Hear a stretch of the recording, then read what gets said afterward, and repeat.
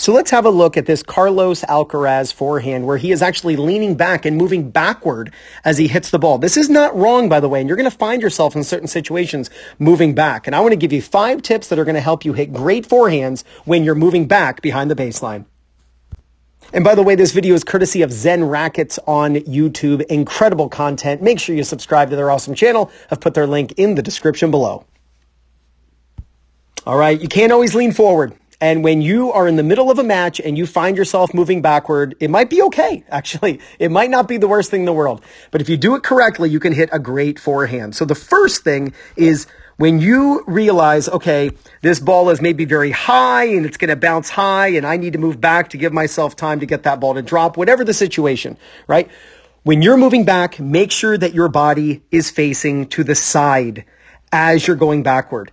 You see a lot of recreational players and their body actually faces forward as they're moving back. You don't want to be facing your opponent as you move back. One of the hallmarks of the Alcaraz forehand is he turns with both hands on the racket. So that's a great way to really ensure that the front shoulder kind of turns. And right now, Nadal, who he's rallying with at Indian Wells here, Nadal can see Alcaraz's back. You can actually see the back of his front shoulder. That's how much turned you should be on the forehand, whether you're moving forward, back, to the side, whatever it is. So I absolutely love that. So please make sure that you turn sideways. We can actually see that he's taking a bit of a cross under. Watch his left leg cross under. You can do a cross under. You can do a crossover, depending on which way you're trying to move slightly. You can even do a kind of a sidestep where you're sidestepping back. But please make sure that you get your body to the side.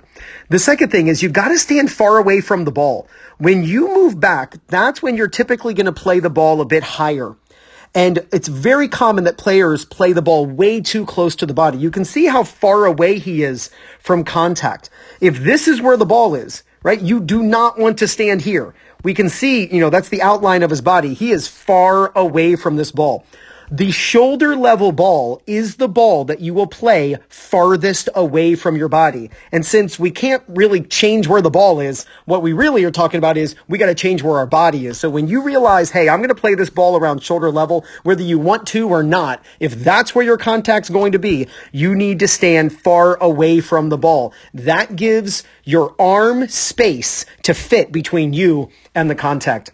The next idea is rotating your hips. We talked about how much he was facing to the right. We can actually see the front of his right thigh, the blue shorts there. Now watch his body as he moves back. Watch he rotates. And here we cannot see the blue on his shorts anymore because he's rotated.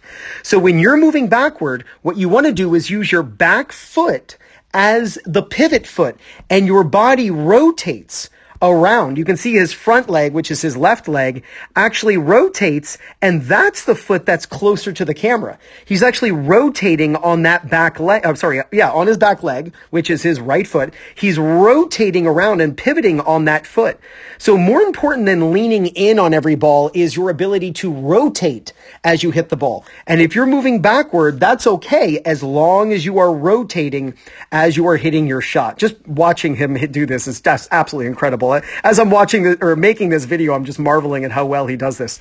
All right, the next idea is whenever you're moving back, you want to aim higher over the net. Think of it as every foot you move back behind the baseline, aim a foot higher over the net. So if you move back 6 feet, aim higher than you normally do by 6 feet. That's going to help you to make sure you don't hit the net. It's going to help you hit the ball deep. You see a lot of recreational players, they move backward, and what they change is they hit harder, and they think, oh yeah, I'm moving back, well I'm going to hit hard over the net, and they end up just dumping it into the net. Anytime you find yourself moving backward, you want to aim higher over the net. It'll make you more consistent and keep your opponent back, not allowing you to, or allowing them to attack you on the next ball. And the last thing is just kind of technically here, I want you to look at his finish.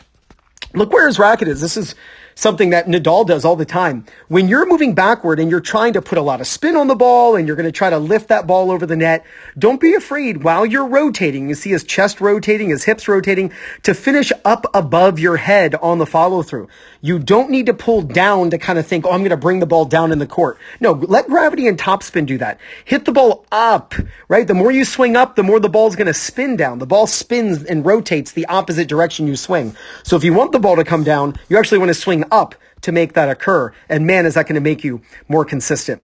Now, don't forget, if you're looking for new people in your local area to play against, practice with, or even find a coach who's close to you who can help you work on your forehand when moving backward, then you've got to use my link in the description, playyourcourt.com/2minute tennis. And when you do, you get 50% off when you join. So apply these 5 tips to your forehand when moving backward, and there's no doubt you're going to gain confidence, win more matches, and play much better tennis. This is Ryan Reedy from 2minutetennis.net. You got this.